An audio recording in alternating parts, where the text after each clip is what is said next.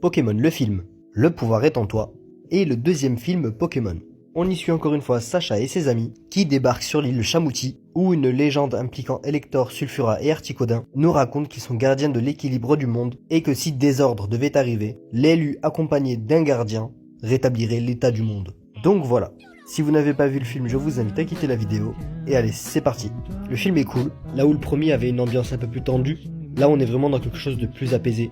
Et même de très beau parfois. On a vraiment de belles scènes et toute la symbolique de la musique amplifie cela. On a toutes les scènes de Lugia qui sont vraiment belles, que ce soit le combat contre les oiseaux légendaires, les différentes scènes où il ressort de l'eau, et la scène de fin avec l'immense trompe d'eau. Le film a une super bande son, comme je l'ai dit, la musique a une place hyper importante, car en effet ce qui va entre autres résoudre le problème du film, ce sera la mélodie de Mélodie.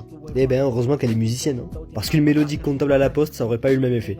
Ensuite parlons un petit peu des personnages, rien à dire au niveau des protagonistes, Sacha c'est Sacha, Ondine c'est Ondine. Par contre j'aime pas Jackie, je ne sais plus pour quelle raison dans l'animé ils ont changé Pierre par Jackie, mais c'est vraiment une très mauvaise décision. Et Jackie ne sert à rien, et contrairement à Pierre il n'est pas drôle, mais bon.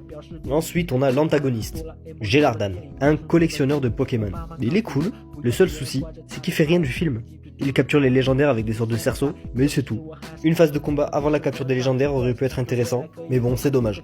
Bon, quelques points avant de conclure, le film est super drôle. Notamment du côté de la Team Rocket, leurs blagues sont vraiment débiles, voire même nulles, mais je sais pas, ça amplifie l'humour, et chacune de leurs interventions était drôle. Et puis le bateau qui avance sur des escaliers, c'est concept quand même.